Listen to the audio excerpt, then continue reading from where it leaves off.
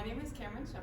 My name is Allyson Yardley. And under the direction of Dr. Rachel Chase, we conducted a pilot study on optimizing musical performance with meditation. So kind of the inspiration for our project was mind and body connection. And our definition of mind and body connection is the all-encompassing benefits that arise from considering the mind and body as one.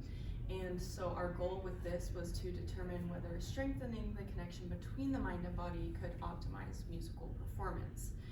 And through this, we also researched other various methods for mind and body connection that seemed most relevant. This includes affirmation, visualization, EFT, which is emotional freedom technique, and that is similar to acupuncture. However, it's considered non-invasive and more applicable because you can perform it on yourself. And the other method was meditation.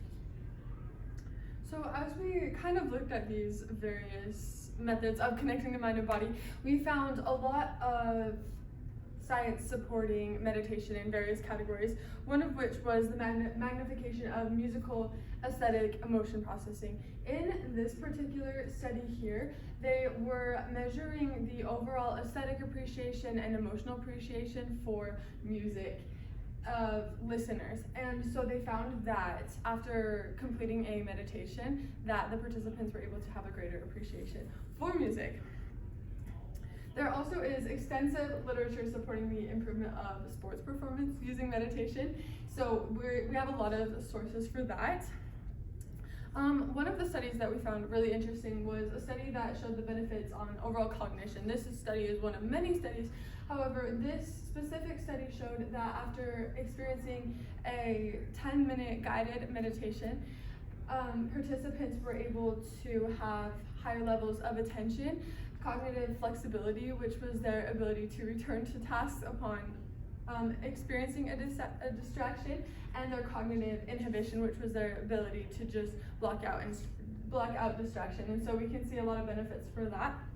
So because of this, we really wanted to know if this meditation could optimize musical performance as well. However, there is a very significant gap in knowledge as to whether it can optimize musical performance.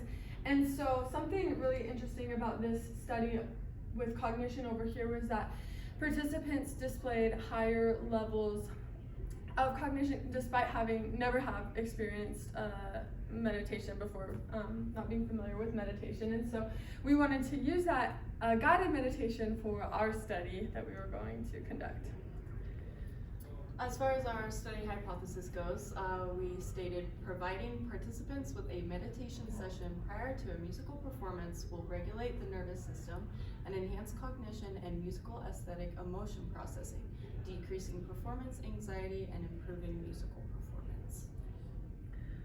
So in order to design an experiment with something like this, we obviously wanted our independent variable to be a guided meditation, and our dependent variable was going to be the overall musical performance. There is a very large amount of variability among musicians. We come from all different skill levels and different, performance experience, performance ability. There's different comfortability with certain pieces. And so we kind of wanted to control for that as best as we could, which meant that a repeated measures design would be necessary. Each participant needed to be measured against themselves playing the same piece. And so they would perform twice, one of which they would receive an experimental meditation, our guided meditation, which would be counterbalanced with their other performance of an inspirational reading on book chapter Coping with Performance Anxiety. So we wanted them to think that they were experiencing something even though our real treatment was the experimental meditation. Yeah, so along with our experiment design, the participants would play the same piece twice, 24 hours apart, so 2 performance days. And the piece they would play was 3 to 7 minutes, and it was a memorized piece as well. And we had a 24-hour no practice rule, so that helps them from, practicing in between and getting more comfortable with their pieces and to account for that measurement. Our participant makeup was 11 collegiate pianists, and our audience makeup was also the participants as well, just the fellow research participants. So, as we mentioned, they had that 24-hour, no 24 hours before or in between to just kind of control for that, that practicing that they could do in between those two performances. But for the two performances, we have self-evaluation, audience evaluation. You may remember that the audience makeup was other collegiate pianists, which enhanced their credibility to evaluate, and professional performance evaluations, which were obviously very credible as well. We also wanted to measure their overall performance anxiety, and so we also wanted to measure their overall performance anxiety. So we had a self-evaluation for that, as well as an evaluation for their overall levels of mindfulness to kind of account for how mindful we felt that they were. We wanted to have a physiological measure as well. Obviously, these things are subjective and difficult to measure, and so we decided to account for heart rate as well. So, and I'll let Kamryn kind of talk about those measurement sheets of ours. Yeah, so here's what our measurement sheets looked like, and this was for the audience as well as our professional adjudicators.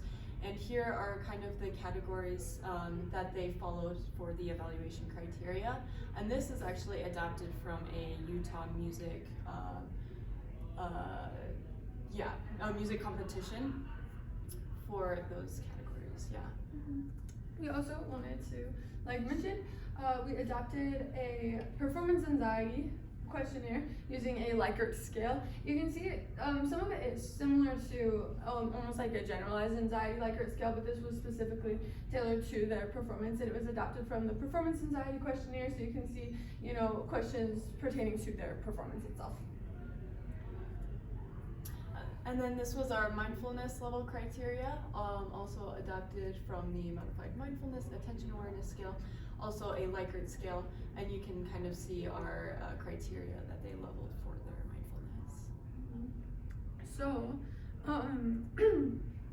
you can see here that for any category, we actually did not see any significant differences between the performances, and this kind of begs the question of limitations of the study. Here's some charts here, so nothing significant that we can see.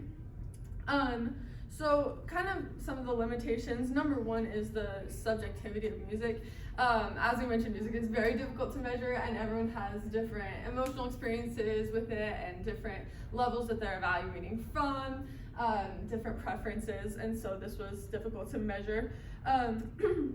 Another limitation was just the audience and professional evaluators being exposed to the piece twice. It's very difficult to not have bias when you've seen something before. And there are one thing that we considered as well was our placebo control. As we mentioned, this was a chapter of a book. It was from the Inner Game of Music, and it was a chapter on performance anxiety. So it's possible that they could have, listened to those that direction about performance anxiety and lowered their levels of anxiety, which was obviously, it was a placebo, so it was not the intention, but it could have happened. Obvious limitation was the very small sample size. There's not a lot of collegiate pianists around.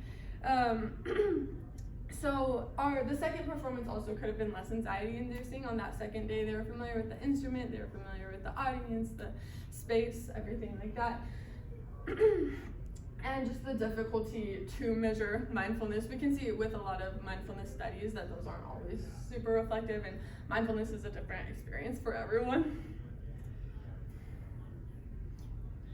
And then as far as our future direction, we want to provide treatment prior to warm-up time. So this is kind of what we could do differently in order to not have them, we got reports of them saying that they felt kind of tired after their treatment. So maybe, reversing that. And then we also could measure their sight reading ability, and that is more of a more measurable way to measure music, because music is so subjective in that sense. And we could also experiment with those different methods that we kind of researched as well before, pertaining to the mind and body connection. So like we could do a visualization or affirmation or the emotional freedom technique. And then we can also use independent variable consistently over longer periods of time, so we can really see results from that and keep that consistent. Good resources. Thank you guys so much.